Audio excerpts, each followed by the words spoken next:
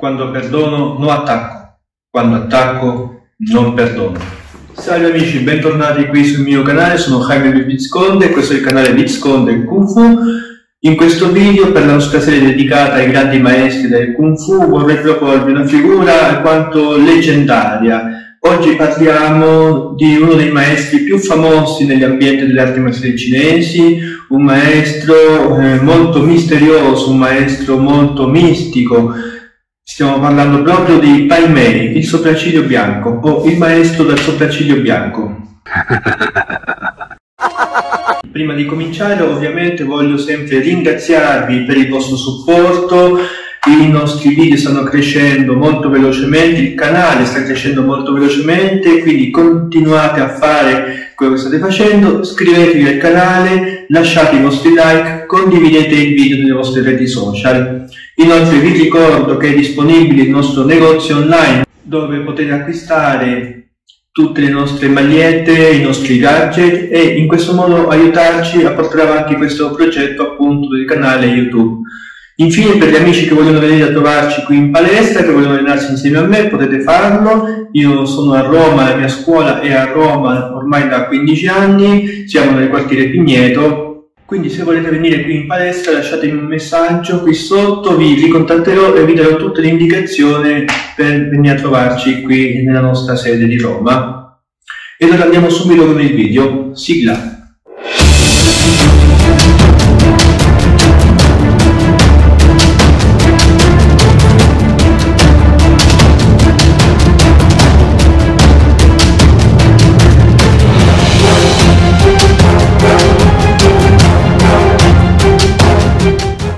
Bene amici, per tutti quelli che ormai ci seguono da un po', sapete che la nostra rubrica dedicata ai grandi maestri del Kung Fu ha già parlato di diversi maestri. Avrete sicuramente notato che ci siamo occupati di maestri sicuramente con un alone di leggenda, ma sicuramente personaggi realmente esistiti.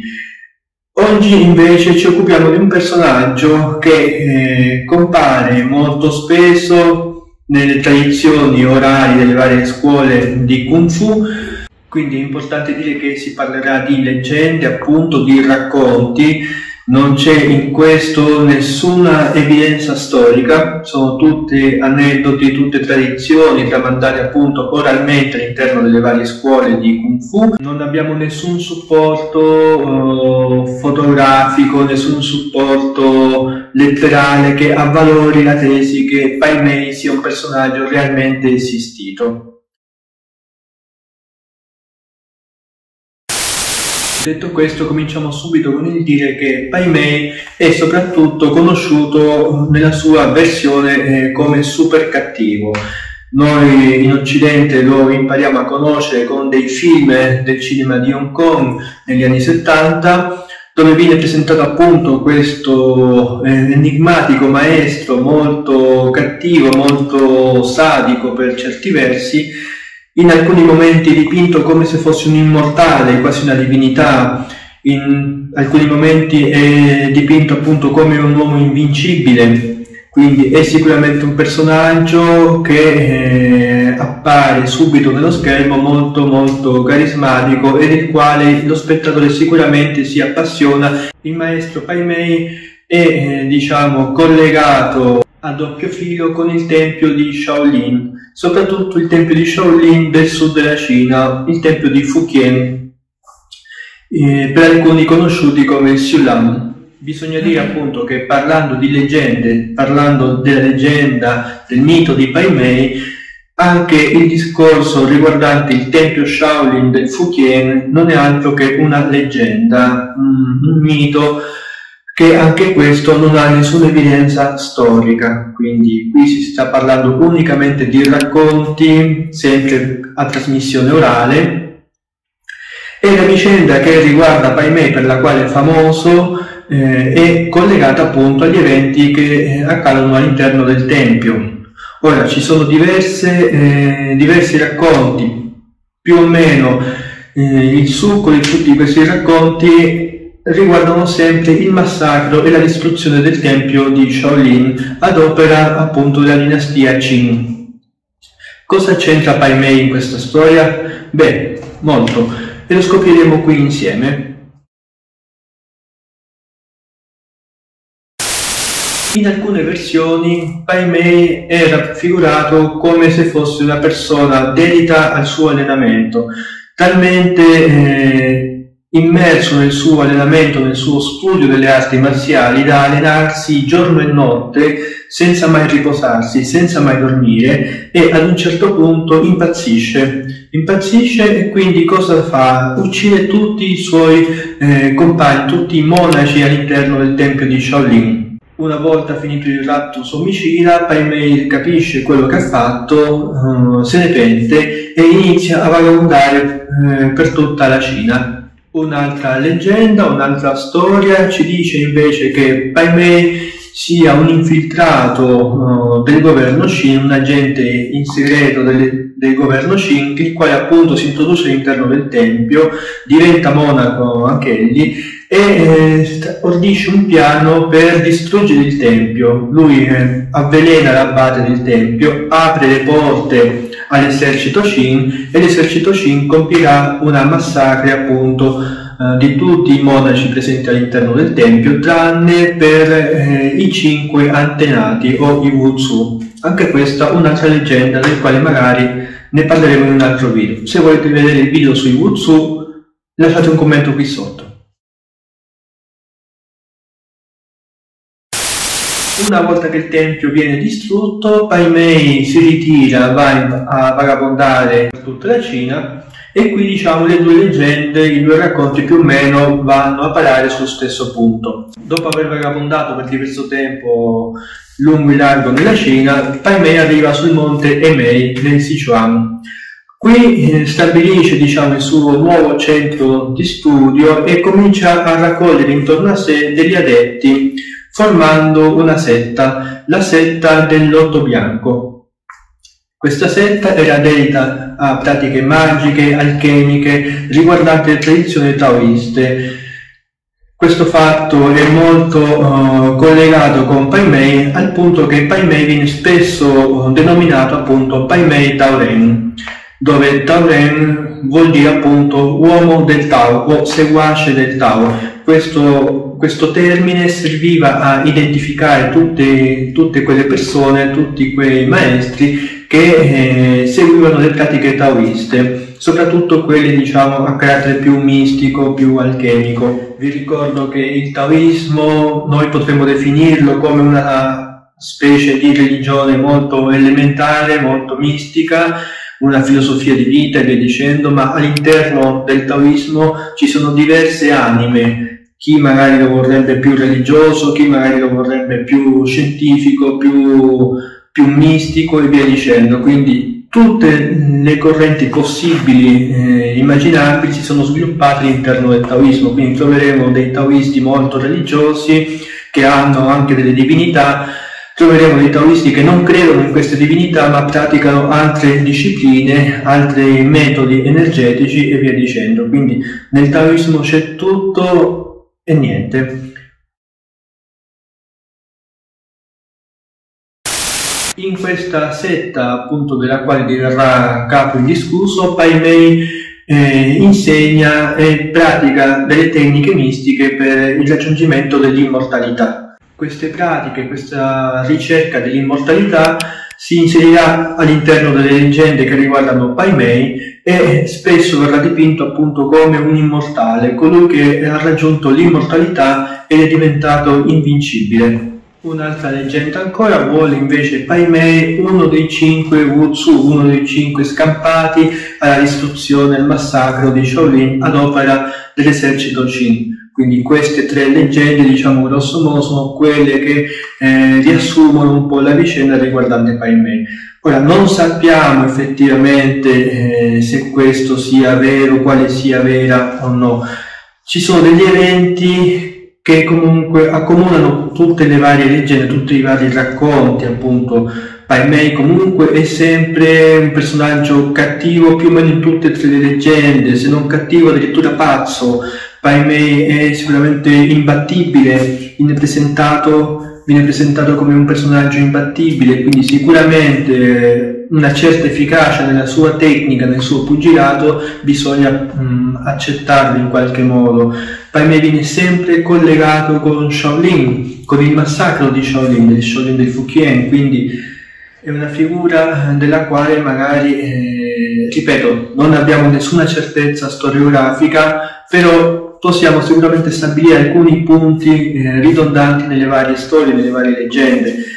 Bisogna capire che tutte queste tradizioni sono state tramandate oralmente, non c'è nulla di scritto, tutte le varie scuole tramandano, diciamo, Pai Mei come il cattivo nella storia riguardante il massacro di Shaolin.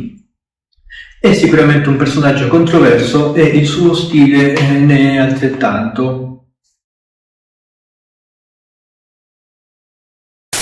Con la setta del loto bianco si svilupperà quindi questo stile di Kung Fu, questo sistema di Kung Fu, il Pai Mei Chuan, sarebbe il pugilato Pai Mei, il pugilato del sopracciglio bianco, uno stile molto riservato, poco conosciuto qui in Occidente. Le ultime notizie che sono riuscito a rintracciare vedono lo stile emigrato addirittura in Vietnam, quindi una branca dello stile ha sicuramente attraversato i confini della Cina per raggiungere il Vietnam. È uno stile poco conosciuto, è uno stile molto difficile, molto pesante dal punto di vista fisiologico e psicologico, tende a lavorare molto sul carattere della persona. Come raccontato all'interno delle varie scuole, il Pai Mei Chuan è uno stile molto scarno, molto semplice, ma allo stesso tempo micidiale. Usa delle tecniche, per così dire, molto specifiche, tecniche che all'interno dell'ambito del Kung Fu vengono definite come l'attraversare la porta dall'interno.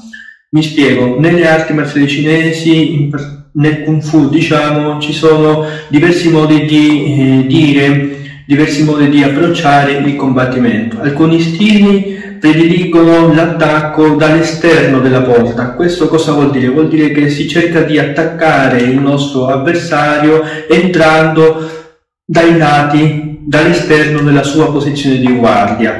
Altri stili, magari mi vengono in mente per esempio il Wing Chun, che cerca di entrare all'interno della porta, quindi cerca di attraversare la guardia, la mia posizione di guardia cerca di attraversare all'interno e andare a colpire gli organi vitali del corpo. Quindi queste due metodologie di attacco sono ampiamente studiate negli stili delle arti marziali cinesi, e il Pai Mei Chuan si specializza soprattutto nell'attacco all'interno della porta, quindi cerchiamo di colpire i punti vulnerabili del corpo del nostro avversario attraversando la porta delle sue braccia. Quindi molte tecniche saranno appunto per aprire la guardia avversaria ed entrare all'interno. Una tecnica molto famosa del Pai Mei Chuan è il pugno a occhio di fenice, il quale si compie facendo questo movimento con la mano, quindi chiudiamo le falange terzo, quarto e quinto dito qui,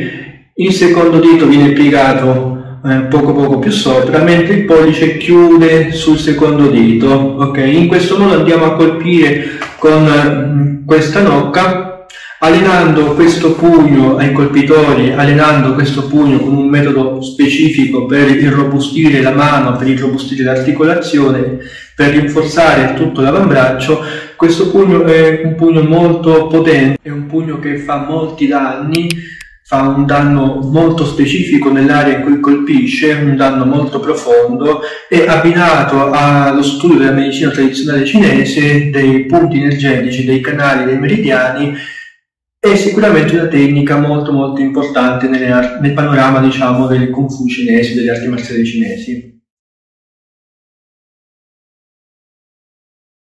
Ultima nota, abbiamo visto Pai Mei soprattutto diventare famoso negli anni 2000 grazie alla sua apparizione nel film Kill Bill volume 2 di Tarantino, dove vediamo Gordon Liu che interpreta appunto i panni di Pai Mei, in questo caso un maestro molto cattivo, molto sadico, e diciamo rientra sempre nell'ottica appunto della tradizione. Questo Pai Mei che vediamo nel film di Tarantino è un Pai Mei sicuramente invincibile, molto esperto delle arti marziali, della scherma, molte tradizioni vogliono appunto che una delle armi rappresentative del lotto bianco sia appunto la spada dritta.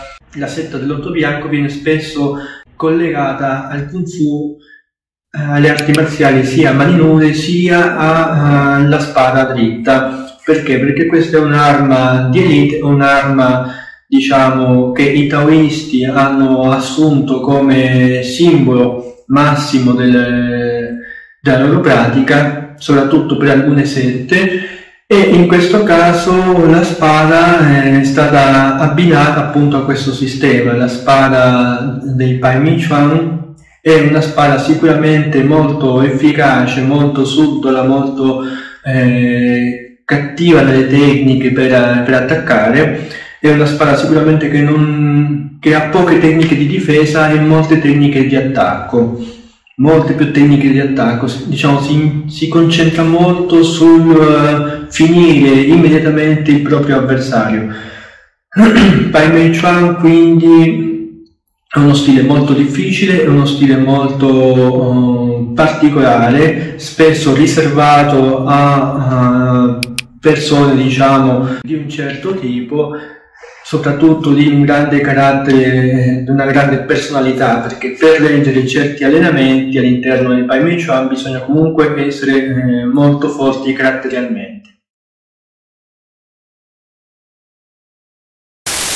Bene amici, finisce qui il nostro video dedicato a Pai Mei. Io spero che il video vi sia piaciuto. Se è così lasciateci un like qui sotto, condividete il video nelle vostre reti social e fateci sapere se volete approfondire le tematiche trattate in questo video. Se è così lasciateci sempre un commento qui sotto, io spero di rispondervi il prima possibile e in base alle vostre richieste faremo altri video eventualmente su questo tema. Sono Jaime Visconde, vi saluto, ci vediamo al prossimo video.